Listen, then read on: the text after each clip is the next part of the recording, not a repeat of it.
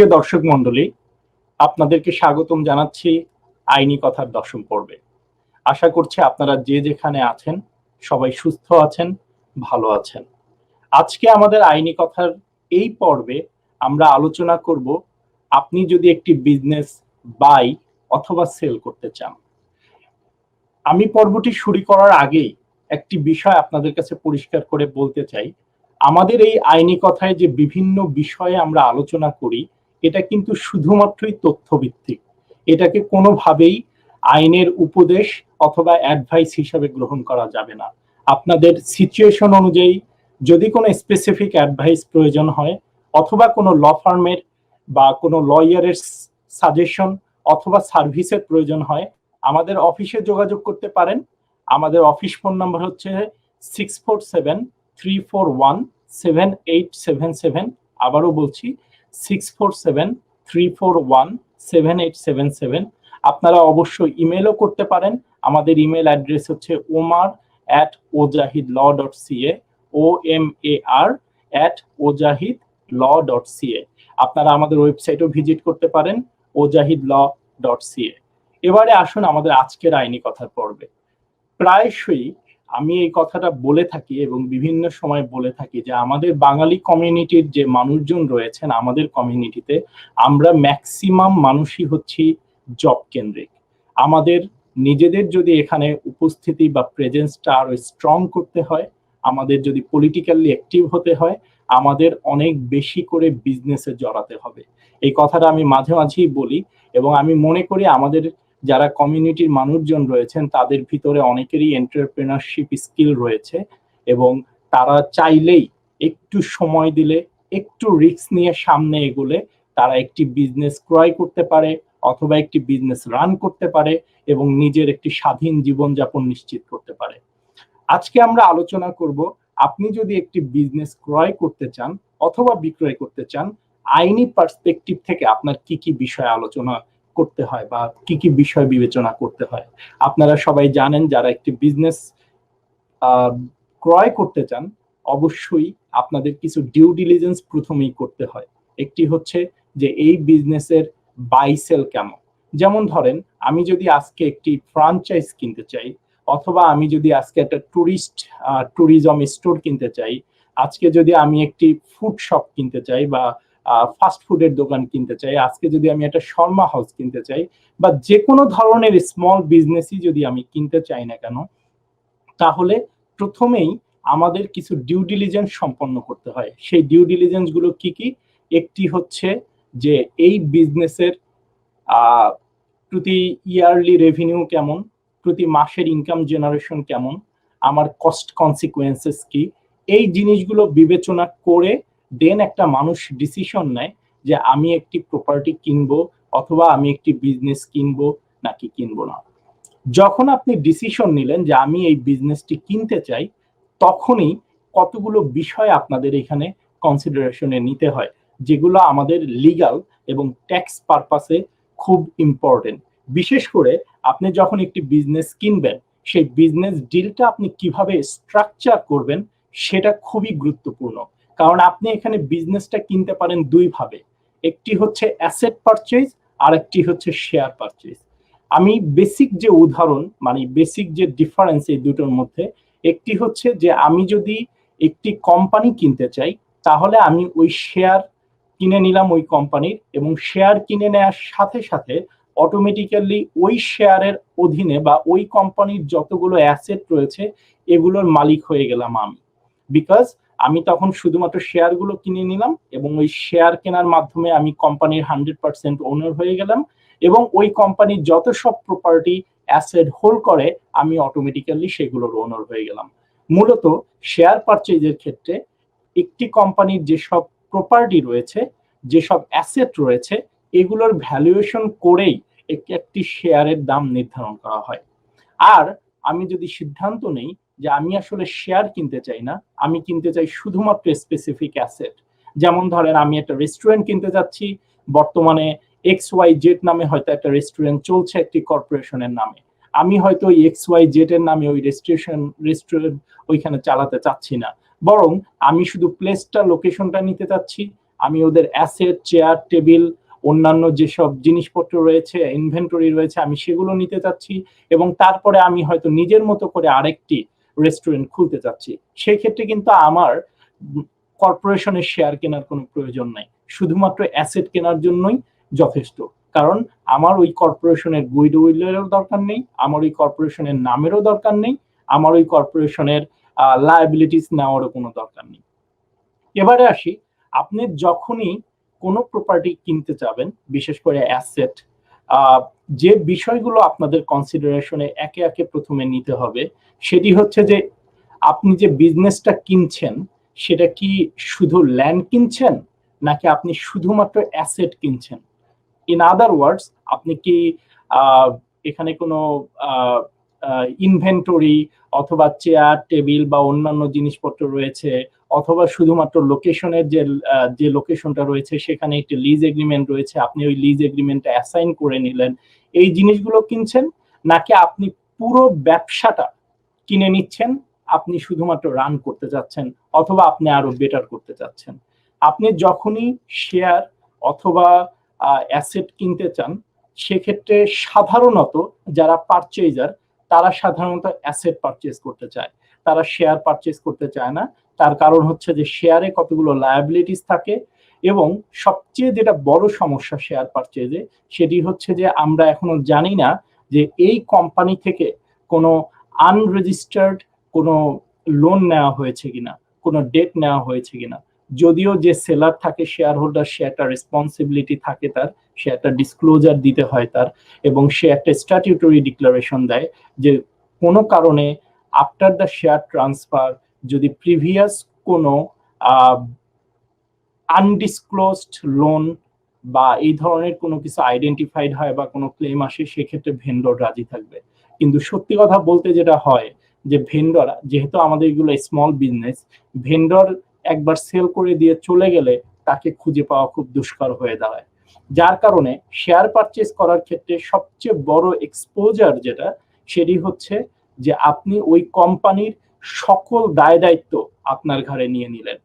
এক একটি কর্পোরেশনকে বা কোম্পানিকে আপনারা জানেন যে আলাদা সেপারেট এন্টিটি হিসেবে কাউন্ট করা হয়, যার কারণে কোনো একজন মানুষ যদি কর্পোরেশনের এগেইনস্টে টাকা বা কোনো অর্থ ক্লেম করে যে প্রিভিয়াসলি এই কর্পোরেশন আমার কাছ থেকে $100,000 লোন করেছিল, যেটা কোথাও রেজিস্ট্রেশন হয়নি, হয়তো একটা প্রমিজরি নোট বা একটা লোন এগ্রিমেন্টের বেসিসে নেওয়া হয়েছিল, এবং এই লোনটা ভেন্ডর তার সেল করার সময় আমাদের কাছে ডিসক্লোজ করেনি, পারচেজারের কাছে।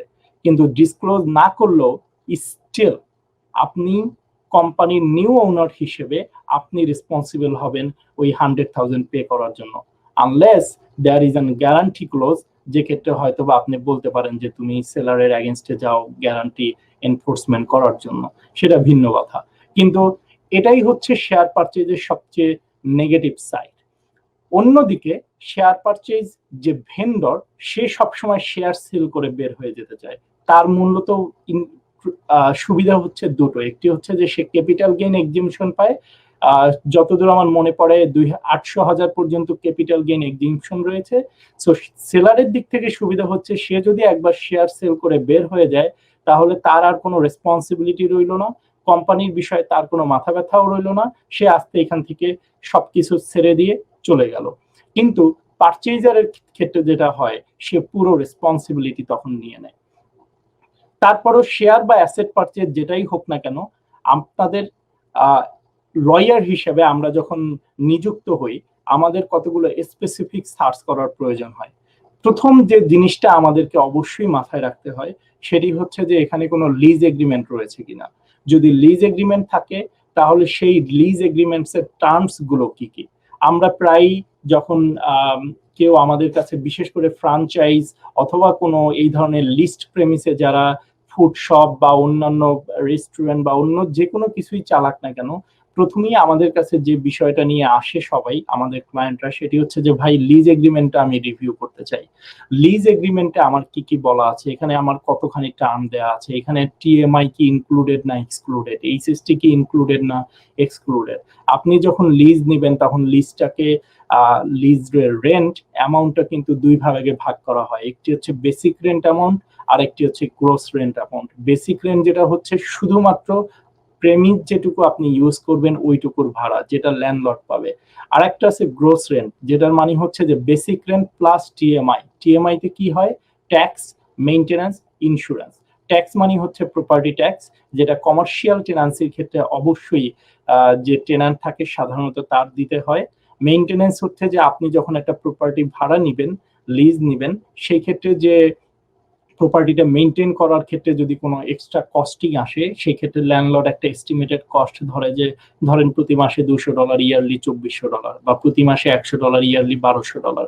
এই ধরনের একটি অ্যামাউন্ট সাধারণত ল্যান্ডলর্ড আগে থেকে এস্টিমেট দিয়ে দেয়। এবং একটি ইন্স্যুরেন্স মেইনটেইন করতে হয়, বিশেষ করে লায়াবিলিটি ইন্স্যুরেন্স। অর্থাৎ এই লিস্ট প্রেমিসে আপনার ব্যবসা চলাকালীন সময়ে যদি কোনো ইনসিডেন্ট ঘটে, সেই ক্ষেত্রে ইন্স্যুরেন্সটা পুরোটা আপনাকে প্রোটেকশন দেবে, একই সাথে ল্যান্ডলর্ডকে প্রোটেকশন দিবে।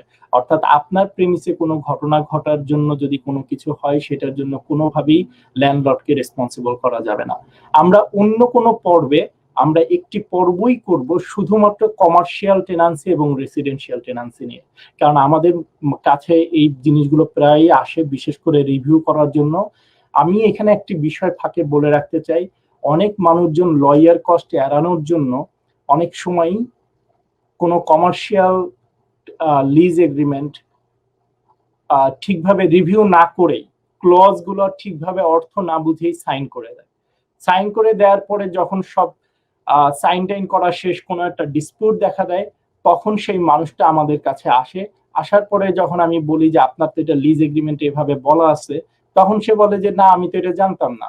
সে জানতো না, তার কারণ হচ্ছে যে তাকে কোনো লয়ার লিজ এগ্রিমেন্টের যে লিগ্যাল ল্যাঙ্গুয়েজে লেখা সেই জিনিসগুলো বুঝিয়ে, বা তার কনসিকুয়েন্স বা এক একটা ওয়ার্ডের কি অর্থ, লিগ্যাল অর্থ আর আমরা সাধারণভাবে যা বুঝি, অনেক সময় আকাশ পাতাল ডিফারেন্স হয়ে যায়। সো এই মিনিং গুলো না বুঝেই মানুষ সহজে সাইন করে দেয়। সাইন করে দেওয়ার পরে যখনই একটা ডিসপিউট দেখা দেয়, তখন আমাদের কাছে আসে। আসার পরে তখন তারা বলে যে ও, আমি তো এটা জানতাম না। খুব সহজ একটা উদাহরণ দেই, যেমন টিএমআই। অনেকেই এই টিএমআই এর বিষয়টা বুঝে না। অনেকে মনে করে যে এটা রেন্টের মধ্যে ইনক্লুডেড। আমার এরকম ক্লায়েন্ট রয়েছে যে আমাকে বলেছে, ভাই আমি তো এত কিছু জানতাম না, আমি তো এগ্রিমেন্ট সাইন করে দিয়েছি, আমাকে বলছিল ভাড়া $4000, কিন্তু প্রথম মাসেই আইসা আমাকে বলে যে ভাড়া হচ্ছে 6500। আমি তো আকাশ থেকে পড়েছি, কারণ আমি তো জানতাম না যে ভাড়া 6500। পরে গিয়ে আমরা জানলাম যে আসলে $4000 যেটা বলেছে সেটা শুধুমাত্র নেট অ্যামাউন্ট, এর পাশাপাশি টিএমআই আমাদের দিতে হবে। এখন আপনি যখন একটা বিজনেস কেনার জন্য ডিউ ডিলিজেন্স করতে যান, আপনার কিন্তু অবশ্যই একটা হিসাব করতে হয় যে আমার মান্থলি কত রেভিনিউ আসতে পারে, কত কস্ট যেতে পারে, এবং one of the major expense হচ্ছে আপনার প্রতি মাসের ভাড়া। সো সেই ভাড়ার হিসাবের ক্ষেত্রেই যদি আপনার মিসআন্ডারস্ট্যান্ডিং বা ভুল বোঝাবুঝি থাকে, তাহলে কিন্তু আপনার বিজনেসটা রান করার ক্ষেত্রে একটা বড় ধরনের ধাক্কা আসতে পারে। রিসেন্টলি আমরা একটি পিৎজা স্টোরে ভাবে ক্রয় করেছিলাম। আমার এক ক্লায়েন্ট ক্রয় করেছে, এবং ক্লায়েন্ট ক্রয় করার পূর্বে এই লিজ এগ্রিমেন্টটা যখন আমাকে দিয়ে রিভিউ করানো হলো, তার যে আন্ডারস্ট্যান্ডিং ছিল প্রথমে ভেন্ডরের কাছ থেকে বা সেলারের কাছ থেকে, আর আমার সাথে বসার পরে তার যে আন্ডারস্ট্যান্ডিং আসলো, কমপ্লিটলি ডিফারেন্ট। তখন সে বলল যে ওমর ভাই, আমি যখন এটা কেনার জন্য হিসাব করছিলাম, আমি কিন্তু এই জিনিসটা জানতাম না, এখন আমি জানলাম। অথবা আরো অনেক কিছু বিষয় আছে, উইথ হোল্ডিং পিরিয়ড, যদি কোনো কারণে টার্ম শেষ হয়ে যাওয়ার পরে আপনি অতিরিক্ত সময় হোল্ড করেন, সেই ক্ষেত্রে রুলসটা কি। যাই হোক, যেটা আমরা বলছিলাম যে আমরা লিজ এগ্রিমেন্টটা নিয়ে একটা আলাদা একটি পর্বই পড়ব। সো এই মুহূর্তে আমি শুধু যেটা বলতে চাই যে লিজ এগ্রিমেন্টটা অবশ্যই আপনাদের রিভিউ করা উচিত। এটা একটা major component of consideration. Second যেটা আপনাদেরকে অবশ্যই কনসিডারেশন করতে হবে, সেটি হচ্ছে যে আপনি কি এমপ্লয়ি টেক ওভার করবেন নাকি করবেন না। সাধারণত আমরা যদি অ্যাসেট পারচেজ হয়, তাহলে আমরা সবসময় বায়ারকে বলে দেই যে আপনি কোনোভাবেই এক্সিস্টিং যে এমপ্লয়ি রয়েছে তাদেরকে অ্যাজিউম করবেন না। কেন অ্যাজিউম করবেন না? তার রিজন হচ্ছে যে আমরা জানি না যে এক্সিস্টিং যে এমপ্লয়ি রয়েছে সে কতদিন এই কোম্পানিতে কাজ করত, অথবা জানলেও সে এই প্রিভিয়াস যে ওনার রয়েছে তার এগেইনস্টে কোনো ক্লেম আছে কিনা, বা অন্য কোনো আছে কিনা, যার কারণে আমাদের একটা WSIB সার্টিফিকেট নিতে হয়। WSIB সার্টিফিকেটের মানে হচ্ছে যে কোনো এমপ্লয়ির কোনো কমপ্লেইন রয়েছে কিনা ডাব্লিউএসআইবি তে, যেখানে বলা রয়েছে যে সে আন্ডারপেইড অথবা আনপেইড, অথবা তার কোনো গ্রিফ রয়েছে বা গ্রিভেন্স রয়েছে এগেইনস্ট দ্য এমপ্লয়ার বা সেলার যে আগে সেল করতো। তো সাধারণত আপনি যদি পারচেজার হন, আমরা সবসময় যেটা অ্যাডভাইস করার চেষ্টা করি যে আপনি এমপ্লয়ি অ্যাজিউম না করে বরং আপনি বলেন সেলারকে যে তুমি তোমার এমপ্লয়ি টার্মিনেট করে দাও। তারপরে আমি যদি এমপ্লয়ি হায়ার করি, এটা সম্পূর্ণ আমার ব্যাপার, আমি নতুন কন্ট্রাক্টের অধীনে হায়ার করব। কারণ আপনি এমপ্লয়ি অ্যাজিউম করার একটা নেগেটিভ সাইড হচ্ছে যে তখন শুধুমাত্র ওনারশিপের চেঞ্জ আসে, কিন্তু এমপ্লয়ি যখন তার কোনো সুযোগ সুবিধা বেনিফিট ক্লেম করতে চাইবে, আপনি কিন্তু তখন তাকে বলতে পারবেন না যে ও আচ্ছা, তুমি তো আমার সাথে কাজ করেছো মাত্র 1 মাস, এর আগের এমপ্লয়ারের সাথে কাজ করেছো 10 বছর, সো আমি ওই 10 বছরের বিষয়ে কিছু জানি না, আমি শুধু 1 মাসেরটা দেখবো। এটা কিন্তু আপনি বলতে পারবেন না যদি আপনি এমপ্লয়ি অ্যাজিউম করেন। এই জন্য আমরা সবসময় পারচেজারকে বলি যে আপনি এমপ্লয়ি অ্যাজিউম করবেন না, বরং আপনি এমপ্লয়িকে বলেন, ভেন্ডরকে বলেন যে এমপ্লয়ি টার্মিনেটেড হবে। তারপরে যদি আপনার এখানে কোনো এসেনশিয়াল ওয়ার্কার থাকে যাকে আপনার প্রয়োজন, আপনি মনে করেন ম্যানেজার হোক, যে কোনো কাজের জন্যই হোক না কেন, definitely you can rehire on your own terms. সেই ক্ষেত্রে আপনার লায়াবিলিটিস এক্সপোজার অনেক কমে গেল। অন্যদিকে আপনি যদি ভেন্ডর হন, তাহলে আপনার চেষ্টা থাকবে পারচেজারের সাথে নেগোশিয়েট করা যে কারেন্ট যারা এমপ্লয়ি রয়েছে তাদেরকে তুমি অ্যাজিউম করে নাও। আমি, বিকজ তারা skilled, they know how to run this business, তারা আমার সাথে এতদিন কাজ করেছে, তারা যাবতীয় খুঁটিনাটি বিষয়গুলো জানে। সো যদি পারচেজার তাদেরকে অ্যাজিউম করে, সেক্ষেত্রে তার জন্য হয়তো বা বেনিফিশিয়াল হবে। আপনি যেটাই আপনার সেলিং পয়েন্ট হয় না কেন, হোক না কেন, আপনি সেটা বলে আপনি পারচেজারকে রাজি করাতে পারেন। ইন কেস যদি পারচেজার কোনোভাবে এমপ্লয়িকে টার্মিনেট মানে অ্যাজিউম করতে রাজি না হয়, সেক্ষেত্রে কিন্তু আপনার এমপ্লয়মেন্ট স্ট্যান্ডার্ড অ্যাক্ট অনুযায়ী আপনার কারেন্ট যারা এমপ্লয়ি রয়েছে তাদেরকে অবশ্যই নোটিফিকেশন দিতে হবে। এবং কোনো কারণে যদি আপনার কোনো এগ্রিমেন্ট না থাকে, তাহলে আপনার কমন ল অনুযায়ী তাদেরকে নোটিফিকেশন দিতে হবে। কমন ল বিষয়টি খুবই কমপ্লিকেটেড, বিকজ এটা কেস টু কেস ডিফার করে। এজন্য আপনি যখনই কোনো এমপ্লয়িকে টার্মিনেট করবেন, আপনার উচিত হবে যে কোনো একজন এমপ্লয়মেন্ট লয়ারের সাথে কথা বলে যে কি পরিমাণ সময় অথবা সেভারেন্স প্যাকেজ অথবা কি পরিমাণ নোটিশ তাদেরকে দেওয়া দরকার টার্মিনেট করার জন্য। কারণ আপনি চান না কোনোভাবেই কোনো হ্যাসেলের মধ্য থেকে যেতে। সো যারা ভেন্ডর, তাদের মাথায় থাকবে অলওয়েজ এটাই যে আমি চেষ্টা করব পারচেজার যেন কারেন্ট এমপ্লয়িকে অ্যাজিউম করে। হোয়ারাস যারা পারচেজার, তার মাথায় থাকবে আমি কারেন্ট যারা এমপ্লয়ি রয়েছে তাদেরকে রিহায়ার করব না, আমি তাদেরকে মানে তাদেরকে অ্যাজিউম করব না, বরং তারা টার্মিনেটেড হওয়ার পরে আমি রিহায়ার করব। তবে এটা একটা কনসিডারেশন, অনেক সময় কারেন্ট এমপ্লয়িদেরকে আপনার নেওয়াটা বেনিফিশিয়ালও হতে পারে। আপনি যদি ডাব্লিউএসআইবি ক্লিয়ারেন্স নিয়ে নেন, আপনারা যদি দেখেন যে এখানে এমপ্লয়ির কোনো গ্রিভেন্স নাই, এবং আপনি যদি মনে করেন যে আপনার বিজনেসের জন্য কারেন্ট এমপ্লয়ি অ্যাজিউম করা আপনার জন্য বেনিফিশিয়াল হবে, অবশ্যই আপনি সেই ক্ষেত্রে কারেন্ট এমপ্লয়ি অ্যাজিউম করবেন যদি আপনার ওভারঅল কনসিডারেশনে এটা বেনিফিশিয়াল মনে হয়। দ্বিতীয় যে বিষয়টা এমপ্লয়ির পরেই যেটা আপনার ক্যালকুলেশন করতে হয়, লিজ, যেটা আমি প্রথমেই বললাম, তারপরেই হচ্ছে এমপ্লয়ি, তারপরেই যেটা দেখতে হবে সেটি হচ্ছে এইচএসটি। আপনি যদি অ্যাসেট পারচেজ করেন অথবা শেয়ার পারচেজ করেন, যেটাই করেন না কেন, আপনি এইচএসটির একটা ক্লিয়ারেন্স লেটার চাবেন ফ্রম সিআরএ।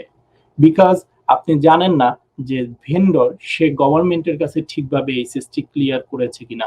যদি গভর্নমেন্টের সাথে মানে কানাডা রেভিনিউ এজেন্সির সাথে এইচএসটি ক্লিয়ারেন্স না থাকে, তাহলে যেটা হয় যে কানাডা রেভিনিউ এজেন্সি একটি লিন বসাতে পারে, এবং সেই লিনটা অন্য সব লিনের উপরে সুপার প্রায়োরিটি পায়। যখনই সুপার প্রায়োরিটি পায়, সাধারণত ওই লিনটা বসানো হয় ইন জেনারেল। যখনই ইন জেনারেল বসানো হবে, তার মানে আপনি যে অ্যাসেটটা কিনতে যাচ্ছেন ওই অ্যাসেটটা এনকামব্রান্স ফ্রি না।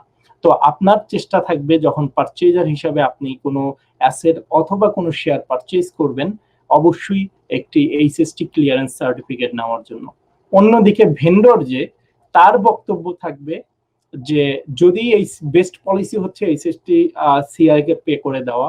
যদি কোনো কারণে এইচএসটি সিআর এর অ্যাকাউন্ট যেটা আরএসটি, এটা যদি ক্লিয়ার না থাকে, সেক্ষেত্রে ভেন্ডরের উচিত পারচেজারকে এটা বলা যে এটা গভর্নমেন্ট বা সিআর এর সাথে আমার আলাদা কোনো ক্যালকুলেশন বা আমার আলাদা কোনো হিসাব নিকাশের ব্যাপার রয়েছে, যার কারণে আমি হয়তো এই মুহূর্তে ক্লিয়ার করতে পারছি না, বাট আমি আন্ডারটেকিং দিচ্ছি যে আমি এটা ভবিষ্যতে অবশ্যই সিআর এর সাথে ক্লিয়ার করে দিব।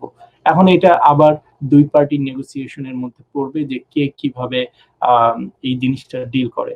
আরেকটা জিনিস এইচএসটি ইম্পর্টেন্ট, সেটি হচ্ছে যে আমরা কি কি অ্যাসেট কিনছি। অ্যাসেটের গুলো অনেক সময় এইচএসটি অ্যাডেড হয়। সাধারণত পারচেজ প্রাইস যখন সিলেকশন করা হয় বা ডিটারমাইন করা হয় তখন কিন্তু পারচেজ প্রাইস প্লাস এইচএসটিটা ইন এডিশন দেওয়া হয়। যদি ইন এডিশন না হয়, আমি যদি ভেন্ডর হই আমি অবশ্যই চাইবো এইচএসটি হবে ইন এডিশন, আর যে পারচেজার সে চেষ্টা করবে এইচএসটি যেন ইনক্লুডেড হয়। অ্যাগেইন এটা হচ্ছে দুই পার্টির নেগোসিয়েশনের মধ্যে, কিন্তু 99% ক্ষেত্রেই যেটা হয় যে এটা সাধারণত এইচএসটি এক্সক্লুডেড করেই পারচেজ প্রাইসটা সিলেকশন করা হয়। তারপরে যখন এইচএসটি বিষয়টা আসে সাধারণত সবাই 167 সিলেকশনে করে দুই পার্টি যদি এইচএসটি রেজিস্ট্রেন্ট হয়, অর্থাৎ যে পারচেজার তারও এইচএসটি রেজিস্ট্রেন্ট হতে হবে এবং তার একটা ডিক্লারেশন দিতে হবে যে সে অবশ্যই এইচএসটি অ্যাসেসমেন্টের জন্য গভর্নমেন্টের কাছে অ্যাপ্লাই করবে, এবং যদি এইচএসটি অ্যাপ্লাই না করে বা কোনো কিছু করে তাহলে সেলারকে ইনডেমনিফাই করবে। কারণ একজন ভেন্ডরের দায়িত্ব হচ্ছে যখন তার অ্যাসেটটা সেল করবে তখন পারচেজারের কাছ থেকে এইচএসটি কালেক্ট করা এবং সেই এইচএসটি গভর্নমেন্টকে ফেরত দেওয়া। যদি কোনো কারণে পারচেজার একটি এইচএসটি রেজিস্ট্রান্ট কোম্পানি হয় সেই ক্ষেত্রে হয়তোবা ভেন্ডর কালেক্ট নাও করতে পারে, বরং পারচেজারের কাছ থেকে একটা স্ট্যাটিউটরি ডিক্লারেশন নিতে পারে যে পারচেজার সেলফ অ্যাসেস করবে এবং যথাযথ সময়ে এইচএসটি রিটার্ন করবে গভর্নমেন্টের কাছে বা সিআর এর কাছে। এটি হচ্ছে এইচএসটির একটি পোর্শন। দেন আপনি যখন স্পেসিফিক কোনো অ্যাসেট কিনবেন, বিশেষ করে সেই অ্যাসেটের ভিতরে যদি ল্যান্ড থাকে, যদি গাড়ি থাকে, তাহলে আপনার কতগুলো এক্সট্রা সার্চ করতে হয়। যেমন মনে করেন যদি আপনার কোনো অ্যাসেট থাকে, অ্যাসেট বলতে যেটা আমরা বলতে পারি পার্সোনাল প্রপার্টি, যেমন গাড়ি যদি কিনেন, অথবা আপনি কোন একটা বিজনেস কিনলেন সেখানে হয়তো একটা গাড়ি সহ কিনলেন অথবা চেয়ার টেবিল সহ সবকিছু কিনলেন। এখানে একটি ইম্পর্টেন্ট সার্চ হচ্ছে পিপিএস এর রেজিস্ট্রেশন সার্চ। এটার মানে হচ্ছে personal property security act search. অর্থাৎ আপনার দেখতে হবে যে এই প্রপার্টির এগেইনস্টে স্পেসিফিক্যালি কোনো লেন্ডার টাকা দিয়েছিল কিনা। যদি টাকা দেয় তাহলে তারা কোম্পানির এগেইনস্টে পিপিএস এর রেজিস্ট্রেশন করবে, এবং আপনি যখন বায়ার হবেন তখন অবশ্যই আপনি বলবেন যে এই পিপিএস এটা আমার ডিসচার্জ করাতে হবে। কারণ এই পিপিএস এর ডিসচার্জ না করার অর্থ হচ্ছে যে তুমি যে অ্যাসেট আমাকে সেল করছো সেই অ্যাসেট এনকামব্রান্স ফ্রি না। আর একটা বিষয় ইম্পর্টেন্ট, সেটি হচ্ছে ব্যাংক সেলস অ্যাক্টের আন্ডারে বাল্ক, যেটাকে বলে যে ব্যাংক অ্যাক্টের আন্ডারে একটি সার্চ করতে হয়, সেটা হচ্ছে সেকশন 427 এর আন্ডারে। অর্থাৎ কোনো ব্যাংক যদি কোনো স্পেসিফিক অ্যাসেটের উপরে লোন দেয় তাহলে তারা সেটার উপরে রেজিস্ট্রেশন করে রাখে, এবং সেক্ষেত্রে আপনার অবশ্যই 427 এর ক্লিয়ারেন্স সার্টিফিকেট নিতে হবে। ক্লিয়ারেন্স সার্টিফিকেট নেওয়ার অর্থ হচ্ছে যে আপনি জানলেন যে আসলে এই স্পেসিফিক অ্যাসেটের উপরে কোনো ব্যাংক লোন দেয়নি, আর যদি লোন দিয়ে থাকে তাহলে অবশ্যই সেই লোন পরিশোধ করে তারপরে আপনি এই অ্যাসেটটা কিনবেন, এবং সেটার দায়িত্ব হচ্ছে ভেন্ডরের দায়িত্ব হচ্ছে একটি এনকামব্রান্স ফ্রি প্রপার্টি আপনাকে দেয়া, সেটা পার্সোনালি হোক আর যেটাই হোক না কেন। আরেকটি গুরুত্বপূর্ণ বিষয় হচ্ছে যে সাধারণত যদি কোনো সিকিউরড ক্রেডিটর, বিশেষ করে ব্যাংক কোনো লেন্ডার হিসেবে কাজ করে, এই লোনগুলো অ্যাজিউম করা খুব ডিফিকাল্ট হয়ে যায়। সো কারো যদি মাথায় থাকে যে আমি আসলে এক্সিস্টিং লোনটা অ্যাজিউম করতে চাই, তাহলে উচিত হবে ভেন্ডরের সাথে আগেই কথা বলা, এবং ভেন্ডরের উচিত হবে ইমিডিয়েটলি ব্যাংকের সাথে কথা বলা, যাতে নিউ যে পারচেজার রয়েছে সে এই লোনটি নেওয়ার জন্য কোয়ালিফাই করে কিনা। কারণ কোয়ালিফিকেশন যদি না হয় তাহলে এই লোনটি অ্যাজিউম করতে পারবে না, সেক্ষেত্রে অবশ্যই ভেন্ডরকে তার এই যে লোনের অ্যামাউন্ট রয়েছে সেটা পে করে দিতে হবে। এবারে আসেন, আপনি যদি একটি ল্যান্ড কিনতে চান, যেমন ধরেন অনেক ল্যান্ড রয়েছে যেটা কোম্পানি হোল্ড করে। মানুষের মধ্যে একটা কমন ধারণা হচ্ছে বা একটা ভুল ধারণা রয়েছে, সেটি হচ্ছে যে আমি যদি ল্যান্ড কিনি একটা কোম্পানির কাছ থেকে, তাহলে আমার ল্যান্ড ট্রান্সফার ট্যাক্স দিতে হবে। হোয়ারাস আমি যদি শেয়ার কিনে নেই, ধরেন XYZ কোম্পানি একটি 20 একর ল্যান্ড হোল্ড করছে। এখন কিছু কিছু মানুষের ধারণা রয়েছে যে আমি যদি XYZ এর কাছ থেকে ল্যান্ডটা কিনি, তাহলে হচ্ছে আমার একটা ল্যান্ড ট্রান্সফার ট্যাক্স দিতে হয়। ধরেন আপনি 2 মিলিয়ন হলো, আপনার $100,000 আসবে ল্যান্ড ট্রান্সফার ট্যাক্স। ওকে, অনেকে কি করে তখন, বুদ্ধি বা যে কারণেই হোক না কেন, চিন্তা করে যে ঠিক আছে আমি ল্যান্ড ট্রান্সফার ট্যাক্সটা অ্যাভয়েড করতে চাই, তাহলে আমি কি করতে চাই, আমি পুরো কোম্পানির শেয়ার কিনে ফেলতে চাই, 100% শেয়ার। কারণ আমি যদি শেয়ার কিনে ফেলি, তাহলে ওই কোম্পানির মালিক হলাম আমি, এবং ওই কোম্পানি তো অলরেডি ওই ল্যান্ডের মালিক, তাহলে তো আমার ল্যান্ড ট্রান্সফার ট্যাক্স আলাদা দেয়া লাগছে না।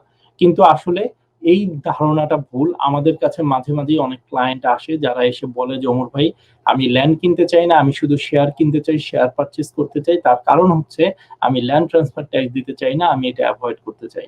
কিন্তু এই ক্ষেত্রে ল্যান্ড ট্রান্সফার ট্যাক্সে যে অ্যাক্ট রয়েছে সেক্ষেত্রে স্পেসিফিক্যালি বলা আছে যে যদি কোনো বেনিফিশিয়াল ইন্টারেস্ট ও ডিসপোজিশন হয় যেখানে land involve, definitely you will have to pay land transfer tax within 30 days। So এই ক্ষেত্রে খুব যে একটা বেনিফিট আছে তা না, বরং শেয়ার পারচেজ করলে অনেক সময় আমি প্রথমেই যেটা বলছিলাম যে অনেকগুলো আননোন লায়াবিলিটিতে আপনার এক্সপোজার আসতে পারে।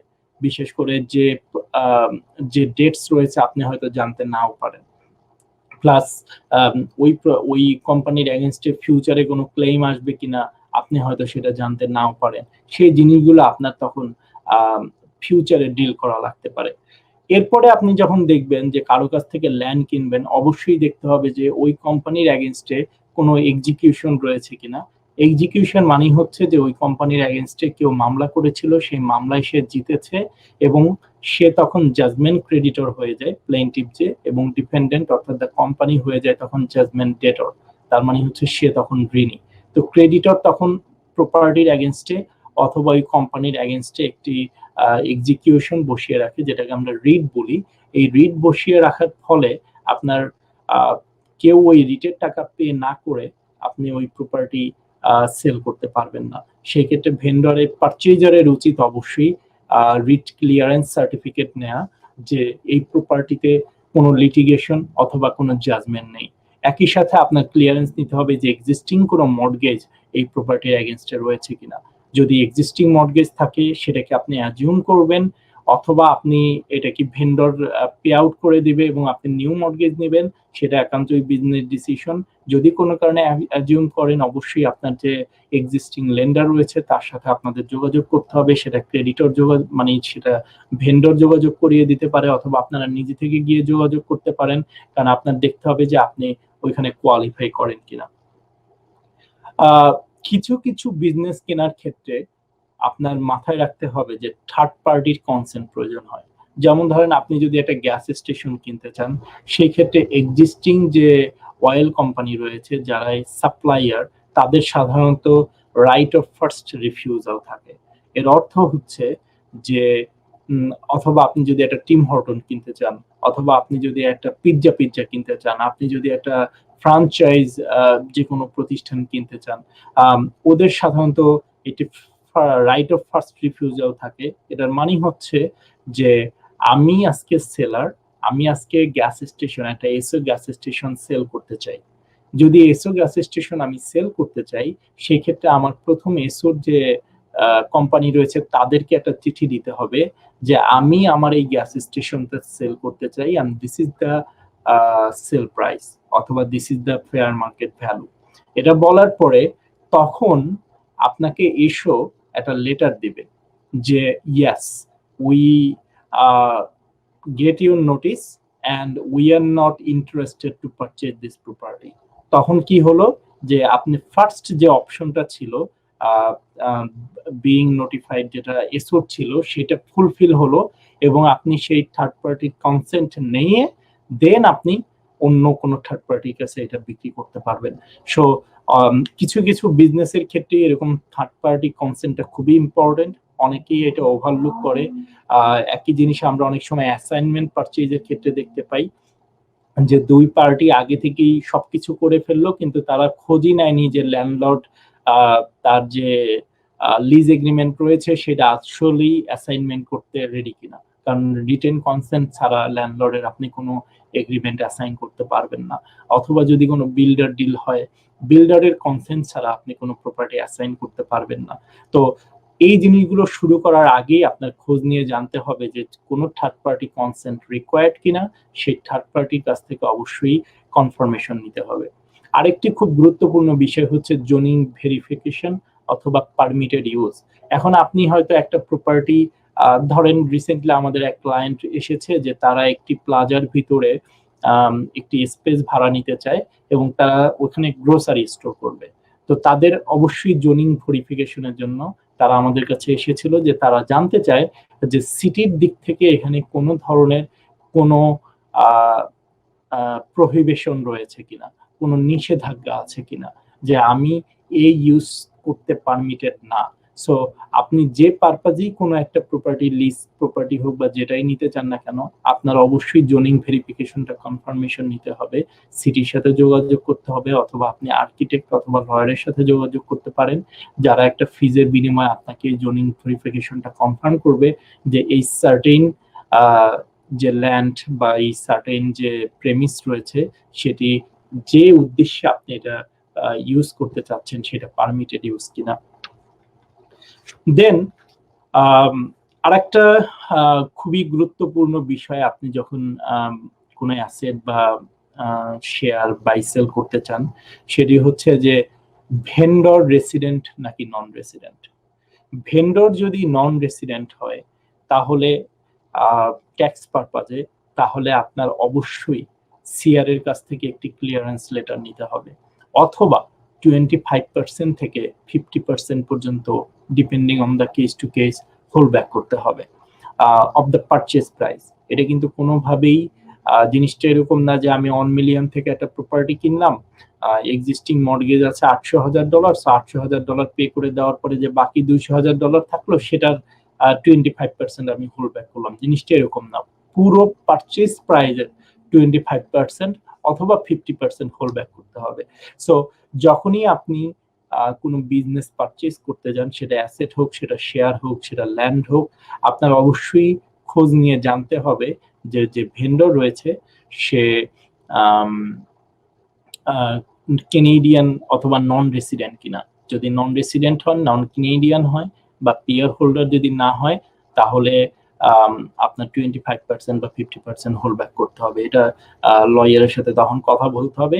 এটা আরেকটি কনসিডারেশন যেটা আমাদের অবশ্যই মাথায় রাখতে হয়। এর পাশাপাশি আরেকটি রয়েছে নন কম্পিট ক্লোজ। এটা খুব ইম্পর্টেন্ট। এটা ইম্পর্টেন্ট এই জন্য যে যেমন ধরেন আপনি একটা রেস্টুরেন্ট কিনলেন, রেস্টুরেন্ট কেনার পরে আপনি তখন বায়ার হিসেবে ওখানে একটি কন্ডিশন দিতে চান যে তুমি আমার এই রেস্টুরেন্ট, তোমার এই রেস্টুরেন্ট সেল করে চলে যাচ্ছ, কিন্তু তুমি সেম আরেকটা রেস্টুরেন্ট আরেক জায়গায় শুরু করতে পারবে না। এই ধরনের একটা কন্ডিশন যদি আপনি না দেন তাহলে হয়তো বা অনেক সময় আপনার বিজনেসের জন্য সেটা বেনিফিশিয়াল নাও হতে পারে। তবে এখানে কিছু কনসিডারেশন রয়েছে, যেমন আপনি কোনো আনলিমিটেড টাইমের জন্য এই ধরনের কন্ডিশন দিতে পারবেন না, কারণ যদি এটা দেন তাহলে এটা রেস্ট্রেইন্ট অফ ট্রেড হয়ে যায়। ইন আদার ওয়ার্ডস যে তখন প্রতিযোগিতা কমে আসে, কম্পিটিশন অ্যাক্টের আন্ডারে সেটা ইললিগাল হয়ে যাবে। সুতরাং সেই ক্ষেত্রে আপনার যেটা করতে হবে সেটি হচ্ছে যে আপনি একটা রিজনেবল টাইম ফ্রেম দিবেন, যেমন ধরেন যে আগামী 5 বছর অথবা আগামী 3 বছর বা আগামী 2 বছরের ভিতরে তুমি একটা সার্টেইন এরিয়ার ভিতরে, ধরেন আপনার যে লোকেশন রয়েছে সেই লোকেশন থেকে 3 কিলোমিটার অথবা 5 কিলোমিটার অথবা 10 কিলোমিটারের মধ্যে তুমি সিমিলার টাইপের কোনো রেস্টুরেন্ট দিতে পারবা না। এই ক্ষেত্রে আপনার মাথায় রাখতে হবে আপনি যদি রেস্টুরেন্টটা ক্রয় করেন কোনো কোম্পানির কাছ থেকে, আপনি চেষ্টা করবেন যে এই যে নন কম্পিট যে কন্ডিশনটা রয়েছে এইটা প্রত্যেক ডিরেক্টরের কাছে ইনক্লুড করার জন্য। কারণ আমি যেটা প্রথমেই বলেছিলাম যে একটি কোম্পানিকে একটি সেপারেট এন্টিটি ধরা হয়। আপনি যদি একটি নন কম্পিট কন্ডিশন ইনক্লুড করেন অনলি ফর দ্য কোম্পানি, তাহলে সেটা তার যে ডিরেক্টররা রয়েছে তাদেরকে পার্সোনালি বাইন্ড করে না। তাহলে যেটা হয় যে তখন ওরা হয়তোবা ওই কোম্পানির আন্ডারে নতুন কোনো রেজিস্ট্রেশন করলো না, কিন্তু তারা ঠিকই নতুন আরেকটা কোম্পানি রেজিস্ট্রেশন করে তাদের মতো করে নতুন করে বিজনেস শুরু করলো এবং আপনার সেই ক্ষেত্রে কিছুই বলার থাকবে না। সো এই ক্ষেত্রে আপনার সতর্ক থাকতে হবে, আপনি যখনই ড্রাফটিংটা করবেন নন কম্পিট কন্ডিশন, সেখানে যেন অবশ্যই ওই কোম্পানির প্রত্যেকটা ব্যক্তি, শেয়ার হোল্ডার হোক অথবা ডিরেক্টর হোক, তাদেরকে ইনক্লুড করবেন ওই নন কম্পিট কন্ডিশনের আন্ডারে। কিন্তু যেটা একটু আগেই বললাম, এই নন কম্পিট কন্ডিশন কখনোই আনলিমিটেড টাইম বা আনলিমিটেড এরিয়ার জন্য হতে পারবে না। আপনার একটা স্পেসিফিক জিওগ্রাফিক লোকেশন দিতে হবে এবং একটা স্পেসিফিক টাইম ফ্রেম দিতে হবে, আদারওয়াইজ এই কন্ডিশনটা কোর্টে টিকবে না, বা প্রিভিয়াসলি কেস ল অনুযায়ী এই কন্ডিশন গুলো কোর্টে টিকে নাই। এরপরে আরো একটি নন কম্পিট যেটাকে বলে যে ক্লজ ইম্পর্টেন্ট, সেটি হচ্ছে যে ধরেন আপনি একটি প্লাজাতে একটি গ্রোসারি স্টোর করতে চান এবং আপনি তখন ওই যে প্লাজার যে ওনার বা ল্যান্ডলর্ড, যে তার সাথে আপনি যখন এগ্রিমেন্টে যাবেন, আপনি তখন ওইখানে বলতে চাচ্ছেন যে এই প্লাজাতে অন্য কোনো গ্রোসারি স্টোর তুমি অ্যালাউ করবা না। এটা কেন? এটার কারণ হচ্ছে যে আপনি চান এই প্লাজাতে আপনার আর কোনো কম্পিটিটর না আসুক, এই প্লাজাতে একটাই গ্রোসারি স্টোর থাকুক। সাধারণত যারা আধুনিক যে মলগুলো রয়েছে তারা এই নন কম্পিট যে ক্লোজ রয়েছে এটা সাধারণত তারা সাইন করতে চায় না বা উইলিং না, বিকজ এটা তাদের লিজ দেওয়ার ক্ষেত্রে তাদেরকে একটি লিমিটেশনে নিয়ে আসে। তো তারা সাধারণত সেই লিমিটেশনের ভিতরে পড়তে চান না। কিন্তু আপনি যখন টেনান্ট হবেন বা আপনি যখন স্পেসিফিক লোকেশন কিনতে চাইবেন, আপনার সর্বোচ্চ চেষ্টা থাকবে এই কন্ডিশনটা অ্যাড করে নেওয়া, যে তুমি অবশ্যই এখানে ফার্দার কোনো গ্রোসারি স্টোর তুমি অ্যালাউ করবে না। বা আপনি হয়তো একজন ডাক্তার, আপনি ফার্দার কোনো ফার্মাসি বা ডেন্টিস্ট্রি বা অন্য কিছু এখানে অ্যালাউ করবে না, ডিপেন্ডিং অন দ্য প্রফেশন বা কেস টু কেস। এটা হচ্ছে আরেকটা বিষয় যেটা আপনাদের মাথায় রাখতে হয়। অবশ্যই কর্পোরেট সার্চ করাটা খুবই গুরুত্বপূর্ণ, যেটা আসলে আমার প্রথমেই বলা উচিত ছিল যে আপনি যখনই একটা কোম্পানির কাছ থেকে কিনবেন আপনার অবশ্যই দেখতে হবে যে এই কোম্পানিটা ভ্যালিড কিনা, এটা স্টিল এটার স্ট্যাটাস গুড কিনা, এটা ঠিকভাবে অ্যানুয়াল রিপোর্ট সবকিছু সাবমিটেড হয়েছে কিনা, এটার সার্টিফিকেট অফ ইনকামবেন্সি রয়েছে কিনা, এটা ডেজিগনেটেড যারা ডিরেক্টর রয়েছেন তারা in compliance of the corporation law, সেটা অন্টারিও বিজনেস ল কর্পোরেশনই হোক অথবা ক্যানাডিয়ান বিজনেস ল কর্পোরেশনই হোক, সেগুলো অনুযায়ী সবকিছু হয়েছে কিনা। আপনার মিনিট বুকস, এগুলো বিশেষ করে শেয়ার পারচেজের ক্ষেত্রে মিনিটস বুক বা শেয়ার কতগুলো ইস্যু হলো, এই জিনিসগুলো, শেয়ারের টাইপ কি, প্রেফার্ড শেয়ার না কমন শেয়ার, এই জিনিসগুলো আপনার ডিটেল জানতে হবে। এটা আসলে আমরা অন্য কোনো পর্বে ডিটেলস কখনো আলোচনা করব যে কি কি বিষয় আপনার জানা দরকার।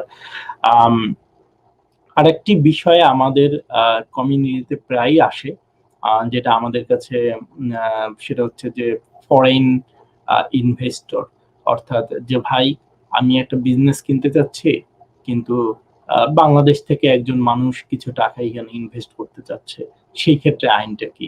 তো সাধারণত যখনই আপনি ফরেন ইনভেস্টর এখানে আসে তখন তারা ইনভেস্টমেন্ট কানাডা অ্যাক্ট অনুযায়ী রেগুলেটেড হয় এবং সেই ক্ষেত্রে যেটা নর্মালি নিয়ম সেটা হচ্ছে যে আপনি যদি কোনো ফরেন ইনভেস্টর কানাডাতে আনেন যার ইনভেস্টমেন্ট মোর দ্যান $5 মিলিয়ন, সেই ক্ষেত্রে অবশ্যই ইন্ডাস্ট্রি কানাডাকে নোটিফাই করতে হবে এবং আপনার প্রপোজাল বা আপনি যা করতে চান এখানে সেটা রিভিউ করে নিতে হবে।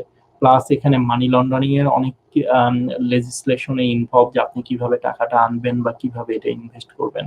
বাট $5 মিলিয়নের লেস যদি হয় সাধারণত ইন্ডাস্ট্রি কানাডাতে ইনভলভ করতে হয় না। বাট সেই ক্ষেত্রে আপনি মাথায় রাখবেন যে একজন ফরেন বায়ার সরাসরি কিন্তু কানাডাতে কোনো কর্পোরেশন করতে পারে না। তার কর্পোরেশন করতে হলে বা একজন ফরেন ইনভেস্টরের কর্পোরেশন করতে হলে একজন ডিরেক্টর হতে হবে, যে কেনেডিয়ান ডিরেক্টর। তো এটাও আমরা অন্য কোনো দিন অন্য কোনো আলোচনায় এগুলো ডিটেলস আলোচনা করব। তো মোদ্দা কথা হলো যে আপনি যখন কোনো বিজনেস বাই অথবা সেল করবেন, আপনার এই বেসিক যে বিষয়গুলো আমি বললাম এগুলো স্মল বিজনেসের জন্য খুবই বেসিক।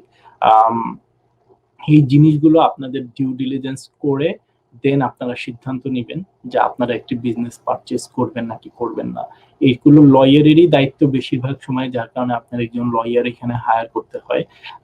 অনেকেই আছে যারা লয়ার ছাড়াই নিজেরা এগ্রিমেন্ট করে হ্যান্ড ওভার করে বিজনেস করে ফেলে এবং পরবর্তীতে যখন ঝামেলা সৃষ্টি হয় তখন আমাদের কাছে আসে এবং তখন আমাদের কিছু আর করার থাকে না বা আমাদের হ্যান্ডস অনেক টাইট থাকে তখন। কিন্তু এই ফিউচার কমপ্লিকেশন গুলো এড়ানোর জন্য হলেও কিছু কস্ট আপনার গেলেও বেস্ট হচ্ছে প্রফেশনাল লিগ্যাল অ্যাডভাইস নেওয়া। আরেকটি গুরুত্বপূর্ণ পার্ট অ্যাকাউন্টিং। যে কোনো শেয়ার পারচেজ বা অ্যাসেট পারচেজের ক্ষেত্রে আমি যেহেতু অ্যাকাউন্টিং না, আমি হয়তো অ্যাকাউন্টিং এর বেসিক ধারণাগুলো জানি, কিন্তু আমি সেটা আমার এখানে দেয়া ঠিক হবে না বা এটার জন্য আমি স্পেশালাইজড প্রফেশনালও না। তো আপনারা যখনই কোনো বিজনেস বাই করবেন অথবা কোনো শেয়ার বাই সেল করবেন, আপনাদের অবশ্যই উচিত কোনো একজন প্রফেশনাল অ্যাকাউন্টেন্টের কাছ থেকে ট্যাক্স কনসিকুয়েন্স গুলো জানা, সেটার কনসিডারেশন কি। যেমন ধরেন ল্যান্ড ভ্যালু, এটাকে নন ডেপ্রিসিয়েবল হিসেবে দেখানো হয় ট্যাক্স পারপাজে, বাট আপনি যখন অ্যাসেট কিনবেন সেটা হয়তো ডেপ্রিসিয়েবল। এই ধরনের অনেকগুলো বিষয় রয়েছে। আর একটা বিষয় আপনাদের মাথায় রাখতে হবে, সেটা হচ্ছে অ্যালোকেশন অফ পারচেজ প্রাইস। আপনি কিভাবে পারচেজ প্রাইসটাকে অ্যালোকেট করছেন। আপনি যদি ল্যান্ড সহ বিজনেস কিনেন তখন বিজনেসে ল্যান্ডের ভ্যালু কতটুকু দিচ্ছেন, কারণ ওইটার উপরে ল্যান্ড ট্রান্সফার ট্যাক্সটা মানে ভ্যারি করে। আবার আপনি যদি শুধুমাত্র বিজনেস কিনেন তাহলে গুডউইল বা অন্যান্য কিছুতে কিভাবে আপনি অ্যালোকেশন করছেন। সো ট্যাক্স পারপাজে এই অ্যালোকেশনটাও খুব ইম্পর্টেন্ট। সো আমি যেটা বলবো যে আপনারা যখনই কোনো বিজনেস বাই বা সেল করতে চাচ্ছেন, অবশ্যই আপনাদের উচিত হবে একজন লয়ার এবং একজন অ্যাকাউন্টেন্টের কাছ থেকে প্রফেশনাল সলিড অ্যাডভাইস নিয়ে তারপরে আপনাদের কাজ করা। যারা আমাদের এই পর্বটি দেখলেন, আপনাদের সবাইকে ধন্যবাদ। আশা করি আপনাদেরকে দেখা হবে আপনাদের সাথে অন্য কোনো পর্বে। সবাই ভালো থাকুন, সুস্থ থাকুন, সবার জন্য শুভকামনা। ধন্যবাদ।